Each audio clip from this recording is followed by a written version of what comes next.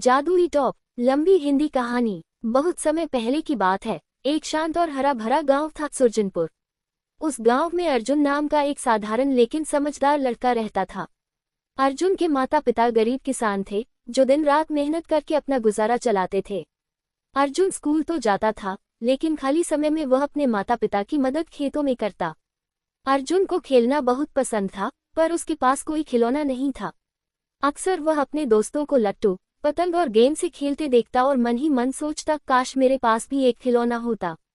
लेकिन वह कभी किसी से कुछ मांगता नहीं था। जंगल की खोज। एक दिन गर्मी की छुट्टियों में अर्जुन लकड़ी बीनने के लिए गांव के पास वाले जंगल में गया। वह पेड़ों के नीचे लकड़ियां इकट्ठी कर रहा था कि अचानक उसकी नजर एक अजीब सी चमकती चीज पर पड़ी। वह मिट्टी से आधा दबा एक पुराना लकड़ी का टॉप लट्टू था। अर्जुन ने उसे उठाया, साफ किया और सोचा, शायद ये तोड़-फोड़ कर देखने लायक हो। उसने उसे हाथ में लेकर जमीन पर घुमाया। जैसे ही टॉप घूमने लगा, एक तेज नीली रोशनी चारों ओर फैल गई।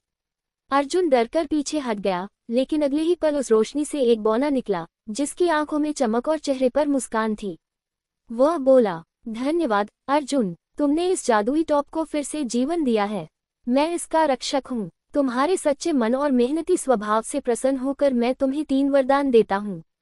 सोच समझकर मांगो। वरदान की शक्ति। अर्जुन को पहले तो यकीन नहीं हुआ, लेकिन फिर वह सोच में पड़ गया। थोड़ी देर बाद उसने पहला वरदान मांगा, मेरे माता पिता को कभी भी भूखा न रहना पड़े। उनके खेतों में हमेशा अन्न की भरमार हो। बौना मुस्कुराया और सिर हिलाया। फिर अर्जुन बोला, दूसरा वरदान, मेरे गांव में कोई भी भूखा, गरीब या बेसहारा न रहे। सबको शिक्षा और सम्मान मिले। बौने ने फिर सिर हिलाया। अब अर्जुन आखिरी वरदान के लिए रुका और बोला, मुझे ऐसा ज्ञान और विवेक दो कि मैं हमेशा सही निर्णय ले सकूं और दूसरों की मदद कर सकूं।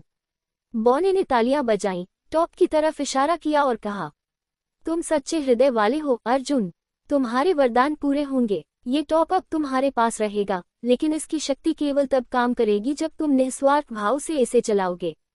इतना कहकर वह रोशनी में बदलकर गायब हो गया। गांव में बदलाव। इसके बाद अर्जुन का जीवन पूरी तरह बदल गया। अगले ही महीने उसके खेतों में इतना अनाज हुआ कि उसके घर का भंडार भर गया। उसके पिता की मेहनत रंग लाने लगी और मां की आंखों से हर रोज खुशी के आंसू बहते। धीरे धीरे गांव में भी बदलाव आने लगा। बारिश समय पर होने लगी। गांव के स्कूल में नए शिक्षक आए। गरीबों को काम और खाना मिलने लगा। अर्जुन जहां भी जाता, लोग उसे आदर से देखते। वह अब बच्चों को पढ़ाता, बूढ़ों की मदद करता और गांव की समस्याओं के हल सुझाता। सभी कहते, अर्जुन तो जैसे भगवान का भेजा हुआ है।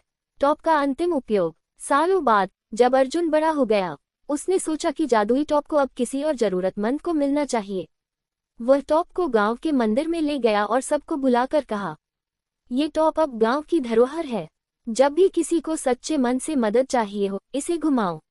लेकिन याद रखना, ये टॉप स्वार्थियों की नहीं, सिर्फ नेक दिल वालों की सुनता है। कहानी से सीख। सच्चा दिल और निस्वार्थ भाव सबसे बड़ी ताकत होते हैं। ज्ञान, दया और मेहनत से दुनिया बदली जा सकती है। और सबसे बड़ी बात, जादू बाहर नहीं, हमारे अपने अच्छे कर्मों में छिपा होता है। कहानी, अनमोल तोहफा। एक छोटे से गांव में आरव नाम का एक लड़का अपने माता पिता के साथ रहता था। उसका परिवार साधारण था, पर आपसी प्रेम और समझदारी से भरपूर।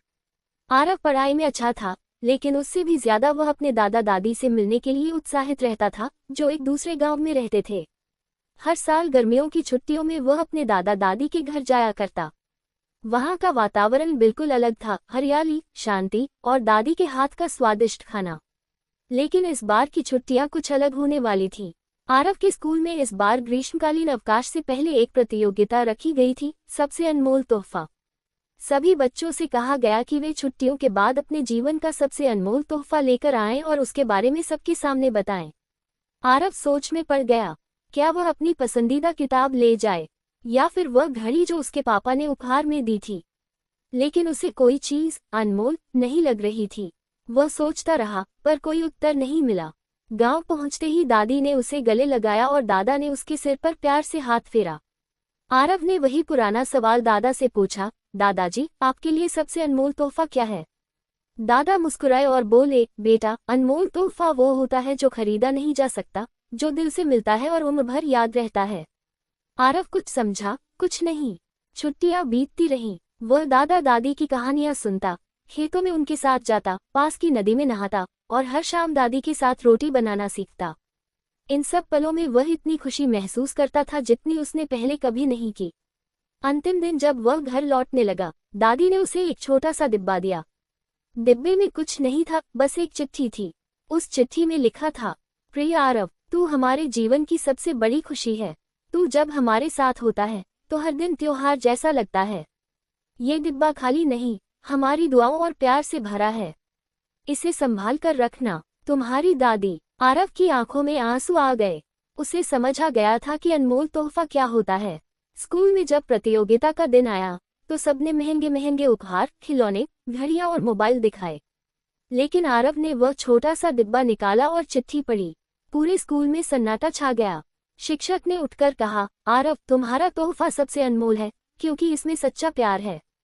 उस दिन आरव को पहला स्थान तो मिला ही, पर उससे भी बढ़कर उसे जीवन की एक बड़ी सीख मिली। सबसे अनमोल तोहफा वो होता है जो दिल से मिले, बिना कीमत के।